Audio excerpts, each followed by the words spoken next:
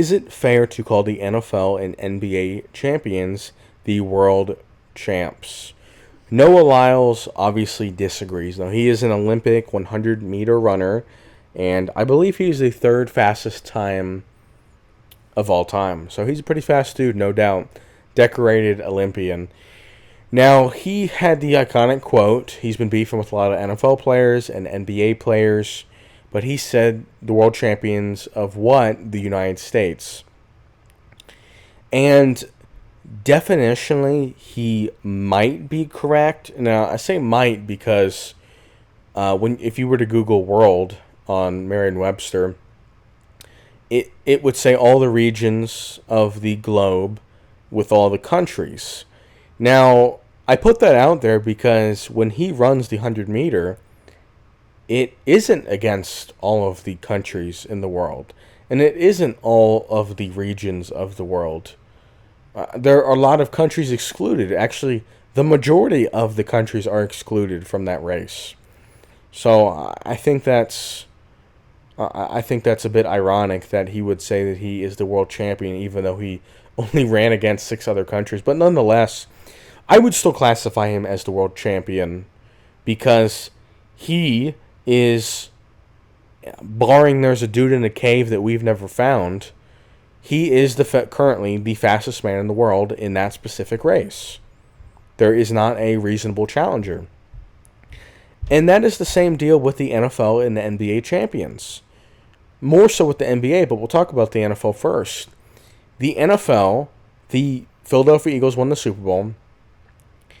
And sure, are there teams in Canada? Yes. Are there rugby teams that could learn football and play? Yes. There's college football, which, unironically, Georgia or Alabama would probably, or Ohio State, I would say one of those 3 teams would probably put up the best fight against the Eagles versus the Canadian Football League or Rugby League, etc. But if we're being honest, and I don't think this is a stretch at all, the best NFL team could play the representative of everyone else, and they would win by 100.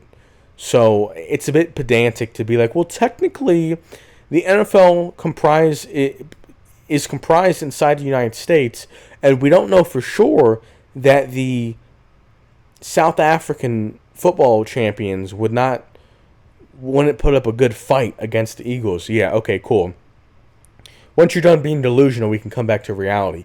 The Philadelphia Eagles are the best football team in the 2025 year. Now, you could make some arguments and say, well, actually, the Eagles got lucky because of health, and there's other NFL teams that would have beaten them.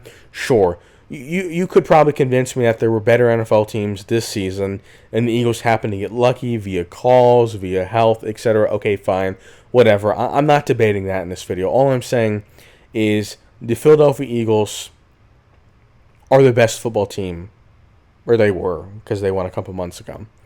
Now, in terms of the NBA, this one is more common sense that they are the world champions, and that is due to the fact that we do have the world playing, and there are some global, we've got some foreigners in the NFL, but not really. I mean, it's like 1% of the NFL is foreigners. But with the NBA, we have Asians, we have Serbians, we have Croatians, we have Greeks, we've got Nigerians, South Americans, Canadians.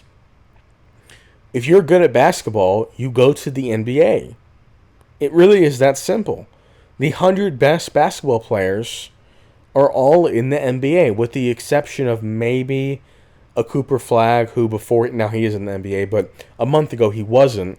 And you could probably say he was a top 100 player. So, and there might be a guy in the Euro League that is the 98th best player. So maybe only 98 of the 100 best basketball players in the world at any given moment are in the NBA.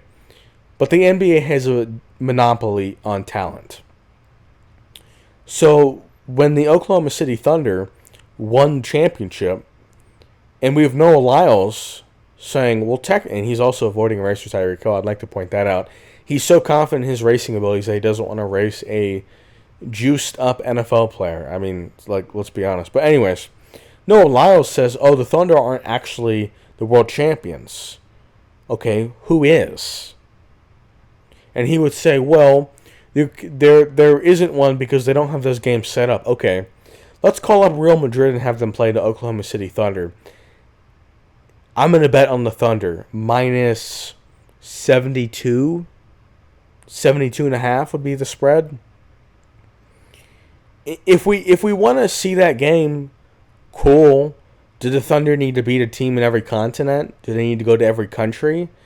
I find it kind of odd because with the 100-meter race, we have athletes from around the world, supposedly the best, and I believe they are the best because if you're better than Noah Lyles, why weren't you at the Olympics?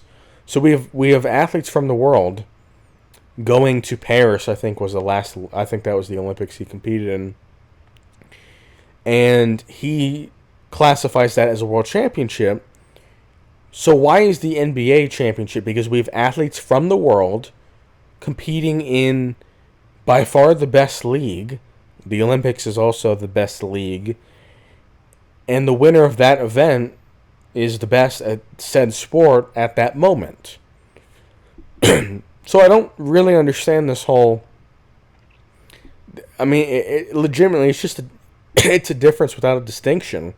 We are playing this weird charade, and I guess there are some people that agree with Noah Lyles, and he's like, well, technically, sir, you don't have athletes from enough countries, I guess, is his argument. I don't know. I mean, the dude's an idiot, if we're being honest. He is fast for sure, but he's an idiot.